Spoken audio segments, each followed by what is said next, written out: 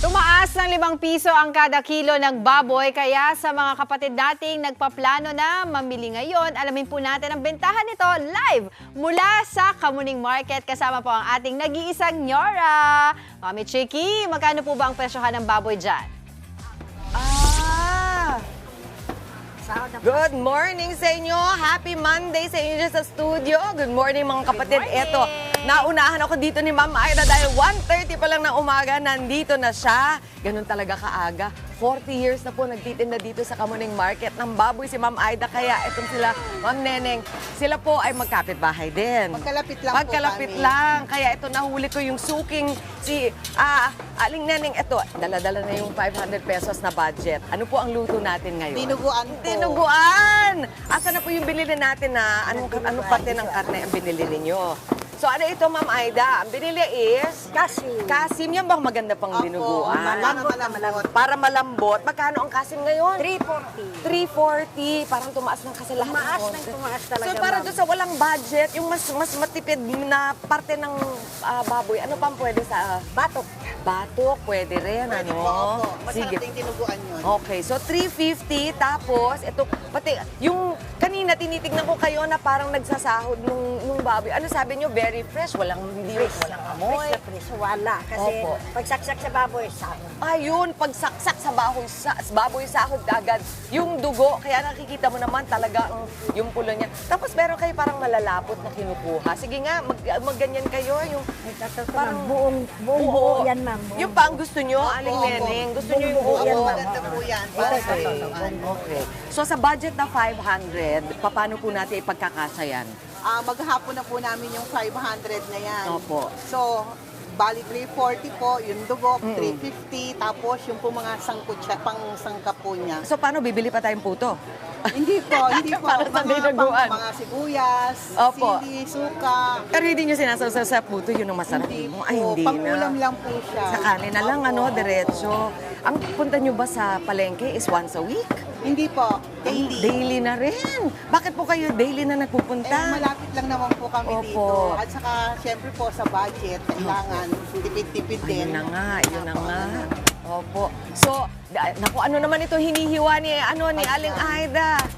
Ano po yan? Batok, ma'am. Buntot. So, yan, mas mura ng konti dahil may buto. Magkano po? 280. 280. So pwede rin kayo magbaboy na 280. Ito, tatanong ko kayong dalawa bago natin pasadahan ang mga presyo, ha. Kung frozen pork, siguro mas mura ng konti, ma'am. Hindi rin. Halos ganun din. Mataas nga ang proso. Ang mataas ba ang frozen? Eh kung kayo papipiliin, sa frozen pork Mas kayo o gusto sa... ko po ang fresh. Kasi ang frozen, parang hindi ako satisfied doon So, eh. talaga may pagkakaiba yung Opo, lasa sa inyo. fresh siya. Opo. Mas fresh. Opo. Tapos, nararamdaman nyo ba yung pag-akyat ng presyo? Ito mga... Ang bilis po, lalo na ngayon magki-Christmas, ang Opo. bilis po ng increase niya. Oo nga eh. Dati po, ano lang siya, 280 lang ang per kilo niya, nung ordinary po eh. Kailan yung 280 per kilo, ma? Mga anong buwan yun? Last month lang. Ay, naku! Ngayon? Linggo-linggo. 340 na. 5. Linggo-linggo. Every week yan. Para linggo-linggo. every week, 5 pesos po. Tapos alam na alam ni Neneng at saka ni Ma'am Aida. At I'm sure nararamdaman nyo na rin. Pero sigurado masarap kayo magluto ng dinuguan. Oo nga, masarap yun. Nueva Ecija po. Ayun naman, hello, shoutout sa mga taga Nueva Ecija, mga kapitbahay nyo sa Kamuning. I'm sure fresh na fresh din ang dugo dito para sa dinuguan. Ito po naman ang presyo ng baboy dito sa Kamuning Market. Ang maskara nasa 300 per kilo. Ang kasim, nakita natin, nasa 350 per kilo. Ang pata, mas mura ng slight dahil may buto yan, 300 per kilo. 350 per kilo din ang lomo. Ang ribs ay 300 per kilo. Liempo, 350 per kilo. At ang pige, 340 per kilo. Kaya, kagaya ni Ate Neneng, Monday pa lang ay pumunta na kayo para fresh na fresh at di natin alam, baka tumaas na naman pagdating ng end of the week. Dahil nga palapit na palapit ang Pasko. Oo nga, ang taas ano? Siguro by December 24 o 23, 24. Aabot na ng 400. Naku, ito po, maniwala kayo. 40 years na po nagtitinda dito. Kaya, ayun na nga, dalian na, di ba? Kaya, ano pinakamagandang araw pumunta sa palengke? Pag medyo makumal, yan, Lunes, ma'am. Oh, Martes, gano'n. talaga kayo magkapit bahay eh. Maganda yung tip. Sige po, happy Monday. Thank you po. Have a nice week sa inyong pamilya at enjoy sa pagluluto ng inyong dinuguan. Thank you. Back to studio. Thank Ito you na yung po. bayad, pwede na. Thank you po. Sige po. Ano pa yung Maraming salamat po, Mami Chiki! Isa nga po ang nyog sa mga ginagamit na sangkap kapag may handaan. At ano nga ba ang mga putahing magagawa rito? At syempre, ang tanong ng bayan, magkano ang bentahan nito? Aalamin po natin yan straight from our Nyora. Mami Chiki, pakishare naman po sa amin kung magkano at ano po yung pwede nating maluto gamit ang nyog. Ako, eto na nga. Yes, Angela, magandang umaga sa iyo. Balik po tayo dito sa Kamuning Market. Kausap ko naman si Sir Bong Digos. Dito po kayo para makita kayo sa camera.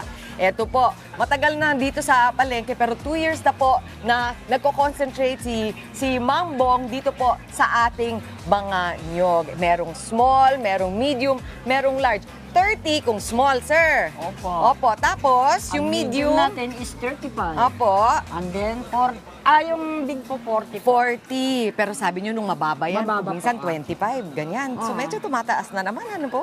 Tapos pa yan po. Tataas pa. Hanggang ano, hanggang baka umabot pa December. ng 50 ito ng December.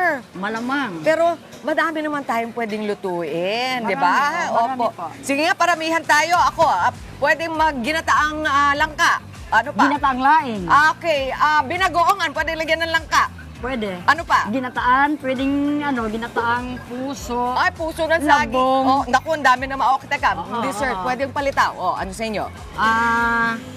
Para sa putong bongbong. Opo, ang dami. Talaga hindi tayo mauubusan dito. Yun po, maganda. Lahat pwedeng gawing ginataan, di ba? Pero ako nakita, naglalagay ng gata sa kaldereta. Chicken curry po. Chicken curry. Pwede po. Nakadinig na kayong parang sinigang sa gata. May ganun eh. Ay, hindi po. Oh, no, nabasa ko yun. Hindi ko pa natitikman. Palagay ko si Mami Dims, na mahilig mag-experiment yan. Subukan mo yun, Mami Dims, ha? Pero itong challenge ngayon, mamimili tayo. Dito ako, ano ba yung nakuha ko? Small lang to, no? Ay, small lang po yan. Small lang to. So, paano po ang proseso? Ano po makukuha natin sa isang small? Sa isang nyo? Yun lang ang kanina. Gusto niyo kung kayo po ang magbiyak? Ito, subukan ko. Ano bang kailangan Ganito ko po, malaman? Okay, naka-crosswise. Ma'am, ganito Sige. po. Nako, okay. Ganito Sige. lang. Okay, Try ready, niyo po. get set. Pero aray ko, gaano kalakas? Dito, tatakot ako, di ba? Malakas ba? Tak! Ayaw eh. Sige pa, energy pa. Ayun, may biyak na. Ikot mo. Ako na. Kayo na. 3 minutes lang ang ating segment. Tignan Lalagyan niyo ko po. na. Okay, go. Akala nyo payat ito si Sir Bong ang lakas din. Ayun, okay. So, ayan na yung Ayan na juice. yung sabaw niya, ha? Naku, paborito ko yung sabaw eh. So, kung ako po'y bumili, pwede kong sabihin itabi nyo yung sabaw Itabi, kasi pwede po. inumin ko. Pwede po. Malinis naman yung sinasala. Ang dami. Hindi kayo mo, ma'am. Try niyo magkayod. Tapos, eto na. Okay, Una. kayod na kayod. Una, sweet natin po to. Okay? Sige, Ako kayo muna muna. yan, ah. Kayo muna. Tignan niyo Gagaya kami ko. pa. So, kailangan ipa-press mo ng konti, pero kailangan maingay. Maingat dito kasi baka madali din yung kamay. Oo, ma'am. Tama po. Natakot ako. Okay, dito tayo sa small. Mamaya na lang ako magpa-practice. Okay. Alam nyo, napakadami pong benepisyo ng coconut, ng niyog. Ayun, mas maingay pagka malapit na dun sa dulo eh. Sige, oo nga. Natakot ako eh. Kasi, ay! Ayan na! Ay! Okay, grabe pala. Teka muna, papatay muna natin kasi hindi natin marinig. Ang hirap din pala, no? Ang konti lang. Makina po eh. Oo nga, tsaka ang konti lang nung nagawa ko, kailangan pala talagang itotodo mo yung pag-ano, no? So, ang benefits po ng niyog at ng coconut, napakarami. Ano po sa Marami alamin nyo? Ang magandang dulot nito. Ang magandang dulot ng pwedeng paglagay sa buhok.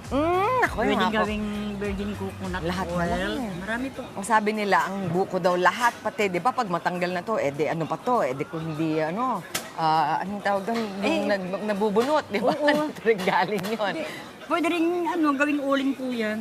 Pwede yung uling. Okay, syempre, ang pinakamaganda alam natin, diuretic, sabi nila, yung ang buko juice, pagka iniinom yan, pagka kailangan niya, kayo constipated.